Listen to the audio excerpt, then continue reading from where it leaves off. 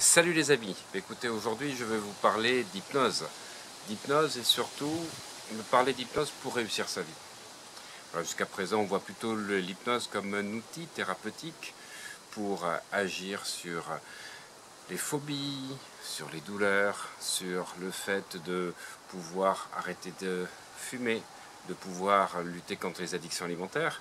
Mais est-ce que l'hypnose peut permettre de réussir sa vie? C'est-à-dire que les gens, quand ils me posent cette question, c'est toujours avec une peur de dire est-ce que ça va être moi? Est-ce que je ne vais pas être transformé en poule? Est-ce que je ne vais pas faire le French Cancan?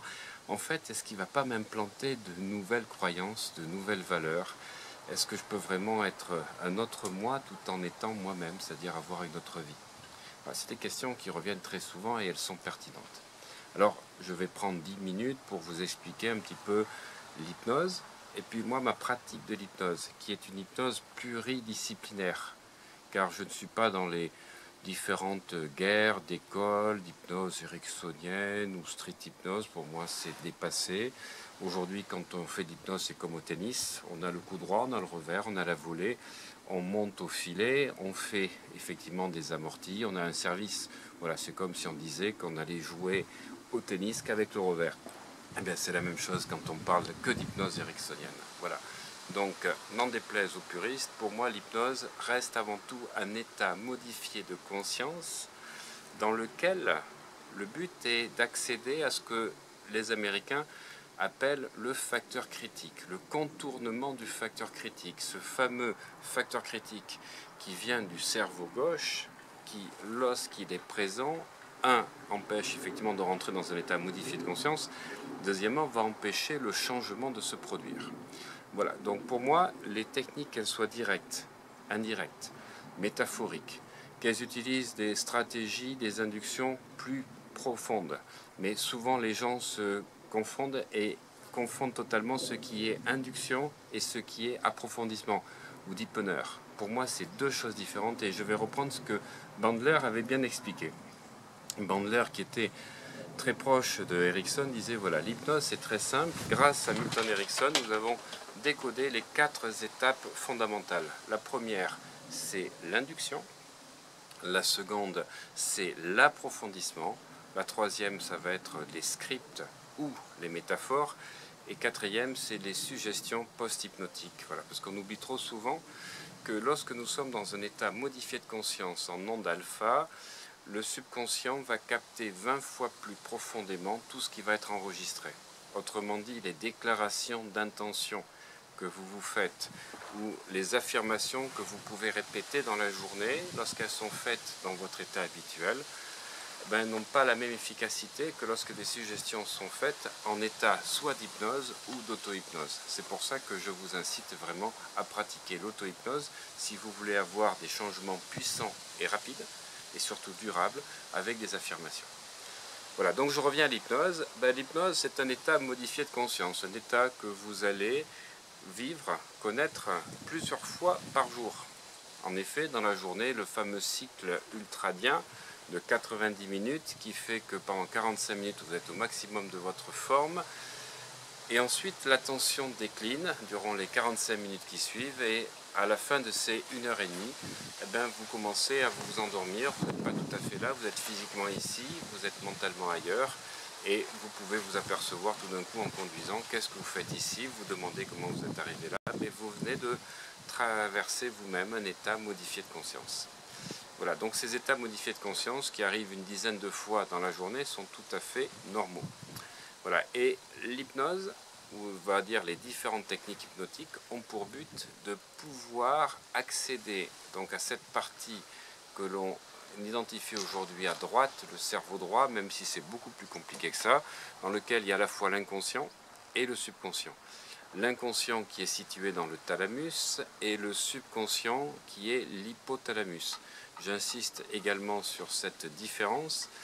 Dans les écoles d'hypnose ericksonienne, on parle que d'inconscient en amalgamant le tout.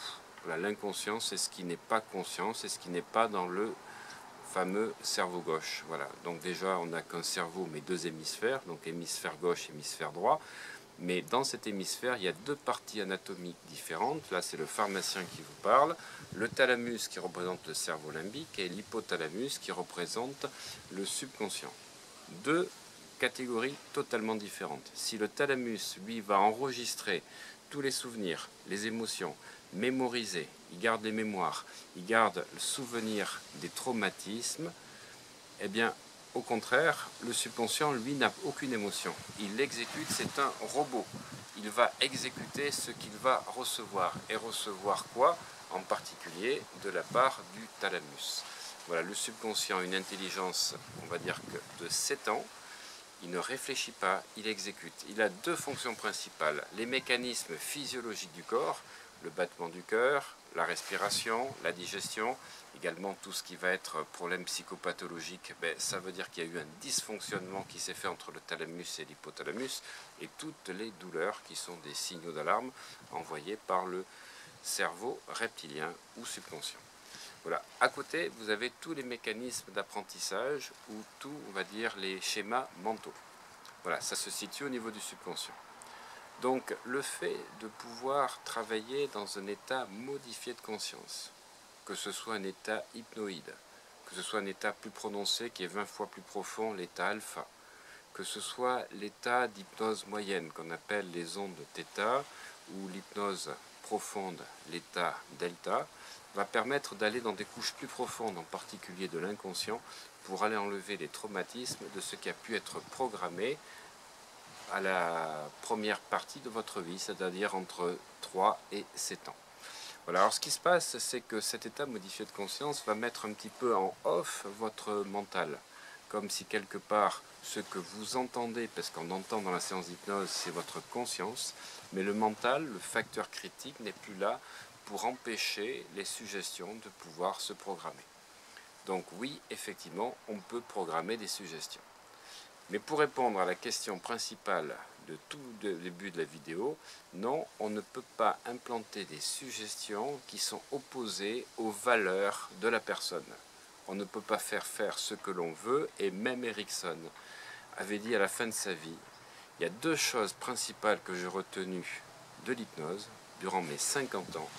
Premièrement, on ne peut pas faire faire ce qu'on ne veut pas, ce que la personne ne veut pas. On ne peut pas programmer, on ne peut pas faire quelque chose que la personne ne veut pas. Et deuxièmement, il faut qu'il y ait une motivation, une implication de la personne, car même si on fait des suggestions et que la personne n'est pas impliquée, n'est pas ouverte au changement, ça ne pourra pas se faire. Donc voilà les deux limites de l'hypnose. On ne peut pas implanter ce que l'on veut. Si la personne est opposée dans ses valeurs à ce qui est dit. Et deuxièmement, si elle résiste et n'est pas ouverte au changement. Voilà, donc vous pouvez être en toute sécurité. L'hypnose ne vous fera pas faire ce que vous ne souhaitez pas. Alors, je vais répondre donc à la question principale. Comment l'hypnose peut réussir à d'abord être heureux et comment vous pouvez changer de vie grâce à l'hypnose. Là, on n'est pas dans la thérapie, on est dans le coaching, on est dans une programmation qui va prendre entre 10 et 20 séances.